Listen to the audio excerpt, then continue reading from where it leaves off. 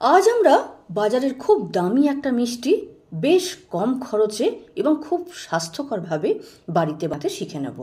আজ আমরা বানাবো sugar free dry fruits laddu.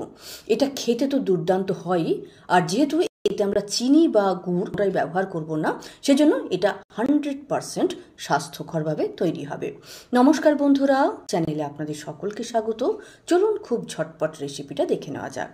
তো প্রথমে কড়াতে 1 চামচ ঘি গরম করে তাতে আমি আমন্ড দিয়ে দিলাম। আমন্ডটা একটু নাড়াচাড়া করার পর আমি দিলাম এখানে কাজু। দুটোই আমি 150 গ্রাম নিয়েছি। আর কাজু এবং আমন্ডকে আমি 3 টুকরো করে নিয়েছি। আপনি বেশি টুকরোটা একটু বেশিও করতে পারেন, সাইজে ছোটও রাখতে পারেন। এবার যখন আমন্ড আর কাজু একটু ভাজা ভাজা হয়ে গেল, তখন তাতে সামান্য কিশমিশ এবং 2 চামচের মতো পেস্তা আমি অ্যাড করেছি। সমস্ত কিছু ভালো করে রোস্ট করে নেওয়ার পরে 2 চামচ পোস্ত লাস্টে দিয়ে দিলাম এবং নাড়াচাড়া করে সব কিছুকে ভালো করে রোস্ট করে নেব।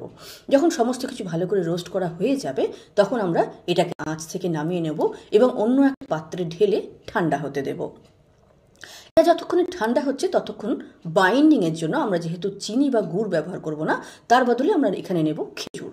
তো মোটামুটি সব কিছু মিলিয়ে 400 গ্রামের মতো ড্রাই ফ্রুটস আমি নিয়েছি, আর তার জন্য 150 গ্রাম খেজুর এখানে নিয়ে নিলাম। খেজুরকে গ্রাইন্ডারের জারে দিয়ে ব্লেন্ড করে নেব।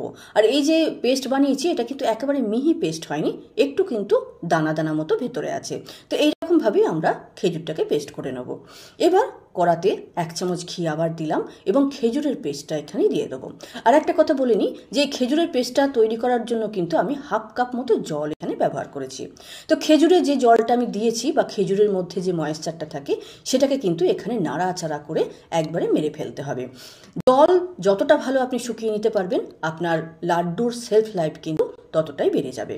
তো দেখুন, এখানে আমি একদম নাড়াচাড়া করে এর ভেতরে যে ময়েশ্চার আছে সেটাকে শুকিয়ে নিয়েছি।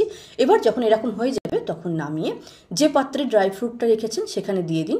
আর সুগন্ধের জন্য আমি এখানে সামান্য ছোট এলাচের পাউডার অ্যাড করলাম। এখন যেহেতু খুব গরম আছে, সেই জন্য আমি প্রথমটা একটু খুন্তি করে নাড়াচাড়া করে মিক্স করার চেষ্টা করছি। তারপরে একটু যখন ঠান্ডা হয়ে যাবে, তখন হাতে করে মিক্স করে নেব।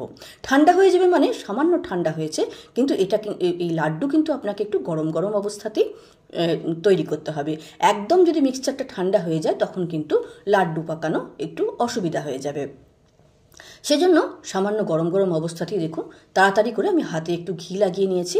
তারপরে এইভাবে মুঠো বেঁধে বেঁধে আমি লাড্ডুগুলোকে তৈরি করে নিচ্ছি। খুব সহজে তৈরি করতে পারবেন এই কাজটা। এই লাড্ডুগুলো খুব সহজেই তৈরি করা যাবে।